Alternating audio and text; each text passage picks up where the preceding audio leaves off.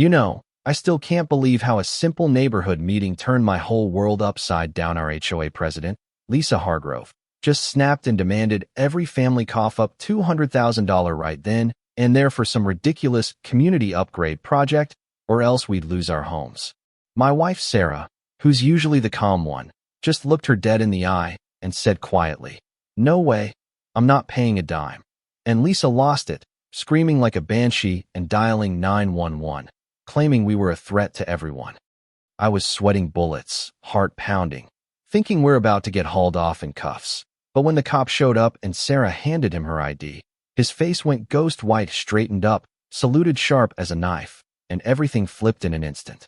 Let me rewind a bit, because this wasn't just some random blow-up. Sarah and I had only been in Willow Creek for a couple months, fresh off her retirement from the Army after 25 years climbing the ranks to Brigadier General, dealing with stuff overseas that'd make your hair stand on end. Intel ops, high-stakes decisions, the works, and we thought this quiet suburb would be our soft landing. Barbecues and dog walks. Not this nightmare. The meeting was crammed into the tiny rec center, air thick with nerves, folks whispering like they knew a storm was coming. Lisa sat up front like she owned the place, nails clicking on the table, that smug grin saying she loved holding the power. She didn't bother with small talk. Boom, straight to the demand. $200,000 each for fancy fountains and paths nobody asked for, non-negotiable, pay up or pack up. Gasps rippled through the room, and this sweet widow next door, Mrs. Eleanor Hayes, stood up shaking, voice cracking as she said, "Lisa, I already gave you $50,000 last year for those supposed flood fixes that never happened. I'm scraping by on my pension, eating canned beans to make ends meet." Lisa just rolled her eyes, leaned back with that icy tone. "Eleanor, maybe you should have planned better. If you can't keep up, assisted living might suit you more." And I felt Sarah stiffen beside me, her hand gripping mine tight, because nothing fires her up like seeing the little guy get stomped on. That's when Sarah rose slow and steady, that general's presence filling the space without a word raised, and locked eyes with Lisa. "I refuse." End of story. Simple. Final, like dropping a mic, but Lisa exploded, face turning beet red, jabbing a finger. "Who do you think you are, some military wife throwing attitude? This is my turf. Comply or face the music." I whispered to Lisa, trying to de-escalate. "Hey, you might want to rethink this." But she was too far gone. Phone out, yelling into 911 about hostile intruders disrupting order, military types bullying civilians. Absurd, right? Sarah had barely spoken, but Lisa painted us as villains. Meanwhile, our neighbor kid Alex, this tech-savvy 20-something, had his phone rolling discreetly, capturing every wild gesture, and his stream started buzzing with a few viewers turning into hundreds as word spread. The cop, Detective Ryan Keller, walked in all business ex-Marine vibe.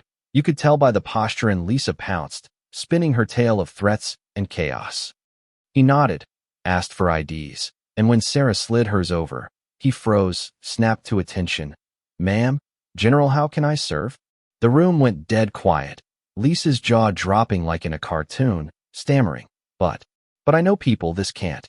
And just then, she muttered something into her phone that made Keller's eyes narrow. Shifting the whole VB, started grilling her instead, about complaints, funds vanishing.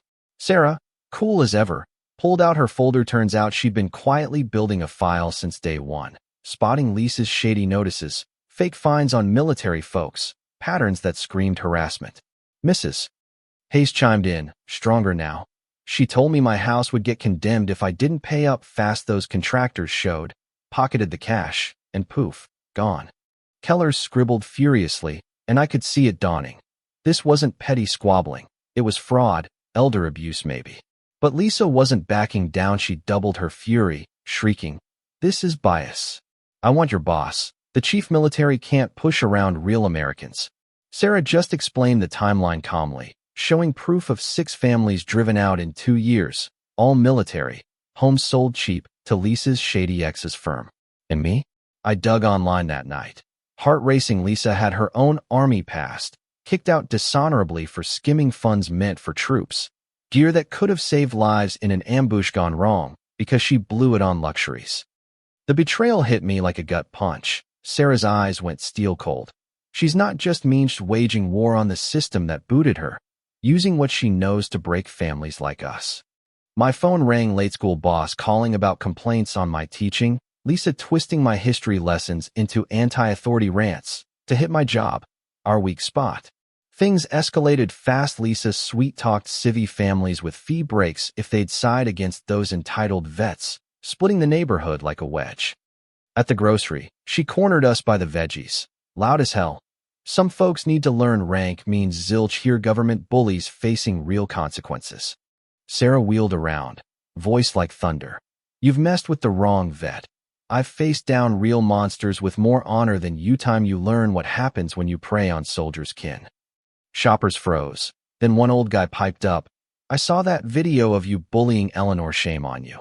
And voices piled on, Lisa fleeing red-faced. But she hit back, dirty, showed at Mrs. Hayes' door with $60,000 hush money.